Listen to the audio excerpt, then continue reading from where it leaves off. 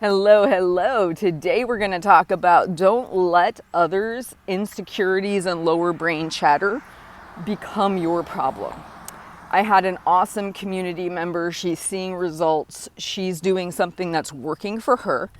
But it was really interesting as she typed it up. She said she loved the Half Size Me community because she had been in a community prior that she got laughed at and made fun of for having done WW and for having listened to other podcasts on different topics and issues. And she said she was treated in such a way that really didn't make her feel good. And what I want to talk about is if you are in a situation where somebody is belittling what you're doing, I want to encourage you to think about everything you're learning here on how your thinking leads to eating. And I want you to realize everyone has a lower brain chatter. Everyone has insecurity about something, right? So for you and me, it could have been around food. For other people, it can be around their business. It can be around the topic that they're covering to sell to you on weight loss. And if you say and do things that maybe say go against that, or you bring up another topic of conversation that makes them feel insecure, they may very well come back and poke fun or try to belittle or whatever. And truly somebody who is secure in themselves is going to listen to you and not feel threatened. If you came to me and said, hey, Heather, I'm doing WW, it's working for me, I'd say, great, enjoy it. Why is that a problem? Because what I truly know is that change, this whole process of change, it isn't about the method that you use. It truly isn't. It's about a change in perspective. It's a change in thinking. It's a change in habits. And whatever tool you pull out of your toolbox that seems to work for you for this given period of time, I support and I think great, fantastic. But I don't have my security tied up in you picking the half size me method, because there is no half size me method. What do I say? Programmed by you, for you, whatever that is. When somebody is attaching their identity to intermittent fasting, to Weight Watchers, to whatever paleo, which I don't even know if that's a thing anymore, but as you see all these different things, right? Then if their identity is attached to it and you come in and say something else is working, their lower brain goes into high drive. Oh my gosh, this isn't good for our business. How can we fix this problem, right? Well, we can make them feel insignificant, small, stupid, and they don't even think it like that.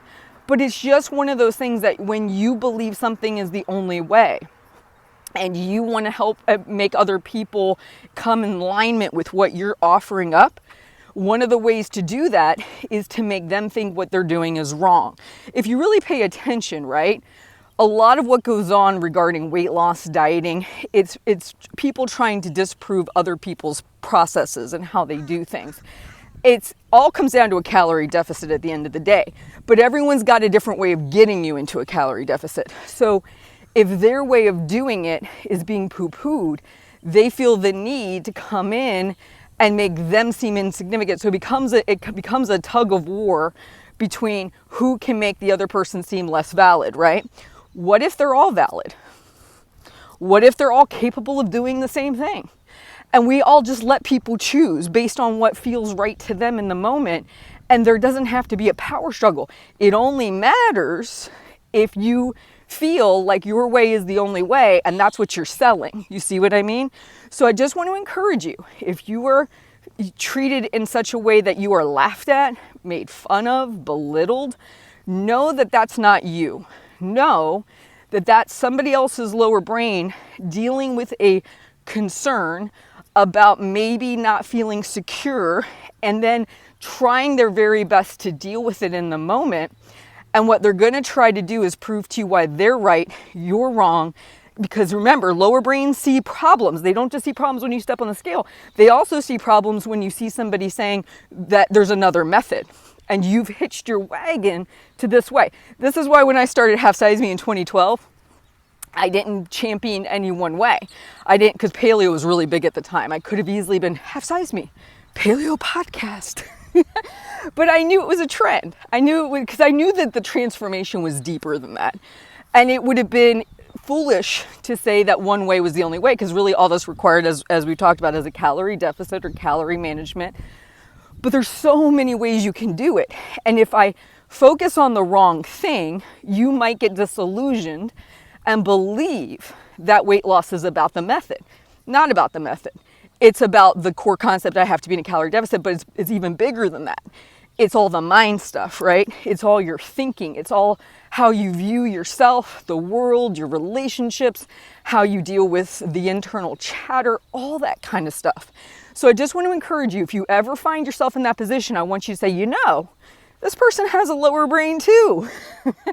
And it could be possibly that they felt a little threatened, they felt a little insecure, and instead of handling it like a professional, right, their lower brain was looking for a way to fix it. Because keep in mind, there can be a lot of desperation for some people around the way that they're, suggesting you go about this process, and they're grasping for straws, and sometimes they don't handle it the best way. So hear me say, it's not you, 100% them. And you find what works for you. You find a community that supports you finding what works for you. And you don't allow somebody's insecurity and lower brain chatter to become your problem. You guys have a great day. Please like and subscribe. Please share the videos. And truly, whatever method you pick that is sustainable, great for your habits, that you think is going to work for you for right now, we support. But just keep in mind, it's a tool in the toolbox. The person who picks the tool, who decides to use the tool in a responsible way, that's the carpenter who's building this beautiful house that you want to live in. It's the thinker. It's not the application that's going to put the boards together. It's the person who can see the dwelling that they want to live in, and they are building it one piece at a time. Because sometimes a hammer is going to fit, sometimes a screwdriver is going to fit, sometimes you're going to need a wrench, right? You're going to need to swap out those tools as you go. You are the carpenter. The tools, the way that you're going about doing the house right now, that's going to change.